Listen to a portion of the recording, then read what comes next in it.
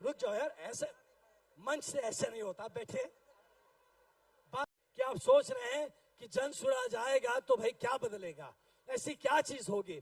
तो जो लोग यहाँ प्रशासन समझते हैं, देखिए बिहार 1960 के दशक तक करीब करीब एक सबसे बेहतरीन प्रशासित राज्यों में हुआ करता था, और आज के दिन का प्रशासन देखिए तो सबसे पीछे की तरफ आने वाले प्रशासन में है। ऐसा हाल कि अगर लोग यहाँ आना चाहिए तो देखिए यहाँ जाम लग जाता है। मैं यहाँ जब बिहार घूम रहा था मोटरसाइकिल लेके भी अभी कुछ दिन पहले, तो एक चीज देखा कि पूरा बिहार जाम में फंसा हुआ है, पूरा का पूरा बिहार जाम में फंसा हुआ है। ये जाम सिर्फ रास्ते का नहीं, ये जाम दिमाग में भी लगा हुआ है। तो इसी जाम को छुड़ाने का प्रयास है जन सुराज पार्टी। और आप सबसे ये निवेदन है कि अगर आपको सच में ये लगता है कि बिहार का भविष्य बदलना चाहिए, अगर आपको सच में ये लगता है कि हाँ, जिस बिहार का गौरव गाथा इतिहास के किताबों में लिखा है, वो गौरव गाथा आप उस वैसे ही एक गौरवशील बिहार में जीना चाहते हैं, आप चाहते हैं कि आपके बच्चे भी ऐसे ही एक बेहतर बिहार में जिए, तो अब ये वक्त बैठने का नहीं, अब ये वक्त बैठ के पीछे भाषण सुनने का भी नहीं, अपने मोबाइल पे खाली लाइक और कमेंट करने का नहीं, ये वक्त है जमीन पर उतरने का, ये वक्त है अपनी बात को समक्ष रखने का। लेकिन इस बात को अगर रखने जाए तो दुर्दशा आपने देखे हैं, दौड़ा दौड़ा के पीटे जाते हैं। आपकी बात को सुनने और सुनाने के लिए ये प्रशासन अभी तक उस लेवल पे तैयार नहीं हो पाई है। तो इस प्रशासनिक व्यवस्था को कैसे बेहतर किया जाए, इसके लिए पहले जन सुराज की सरकार आनी पड़ेगी। और अगर ऐसा होता है तो हमारे जो प्रशासन में भी भाई बहन है, उनके लिए भी ये सौगात होगा कि बेहतरीन प्रशासनिक व्यवस्था में कैसे जॉब किया जाए, कैसे नौकरी की जाए कि सही में आपका जो जॉब है, जो नौकरी है, वो सिर्फ एक नौकरी नहीं, एक सेवा के रूप में उभर कर आए। आप जो मेहनत कर रहे हैं, उस मेहनत का सही आपका मूल्यांकन किया जाए और आपको उसका सही तौर पे उसके लिए आपको शाबाशी भी मिल सके।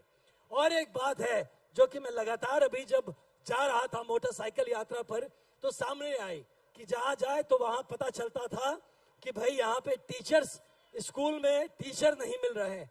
यहाँ पता चलता था कि भैया हॉस्पिटल तो है लेकिन अस्पताल में डॉक्टर्स नहीं आ रहे हैं। तो ऐसी सब असुविधाओं के लिए बहुत सारे ऐसे प्लान है, ये ठीक कैसे हो सकता है, और ये सारे ठीक करने की व्यवस्था बन रही है। जब जनसुराज पार्टी का मैनिफेस्टो ये जारी किया जाएगा, आप देखिएगा कि किस तरह से आपके मुद्दों की बात, आप जिस व्यवस्था से परेशान है कि आज जमीन आपके पास लिखा हुआ है लेकिन उस जमीन का मालिकाना जो है आप उसको लेके श्योर नहीं हो सकते। आप आज के दिन में लगभग हर घर किसी ना किसी केस में, किसी मुकदमे में फंसा हुआ है।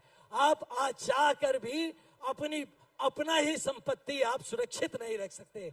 हाल यह है कि जो लड़के पढ़ाई लिखाई करने बाहर गए हैं, जो लोग बाहर काम करने गए हैं, उनको ट्रेन पकड़ के भाग के वापस आना पड़ता है कि भाई हमारा जमीन कोई हथिया रहा है, कोई पड़ोस में मारपीट लग गया है।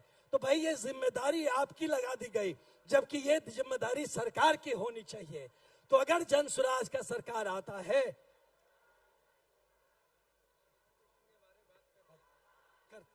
रुक जाओ यार, ऐसे मंच से ऐसे नहीं होता, बैठे, बात करेंगे आपसे।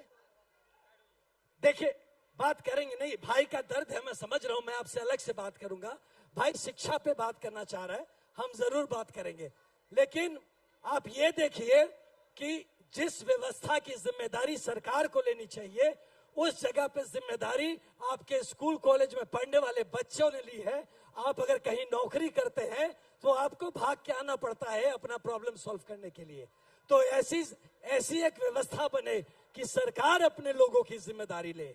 एक और बात कह के आपको फूड फॉर थॉट सोचने के लिए छोड़ के जाता हूं कि जितने जमीनी विवाद होते हैं, आपको नहीं लगता कि उस विवाद में सरकार को भी एक रिस्पोंडेंट बनना चाहिए? जमीनी विवाद दो लोगों में नहीं होता, उसका खतियान खाता, उसका रिकॉर्ड कौन रखता है? वो तो सरकार रखती है। आपका जमीनी विवाद का जो रिकॉर्ड सरकार रखती है, तो अगर रिकॉर्ड में गड़बड़ी होता है, अगर उनके रिकॉर्ड के गड़बड़ी से आपको केस मुकदमे में जाना पड़ता है, तो उसमें एक केस का एक नाम, तो उसमें सरकार का भी उसमें नाम होना चाहिए केस में। ऐसी व्यवस्था कैसे सिविल प्रोसीजर कोड को चेंज करके किया जा सकता है?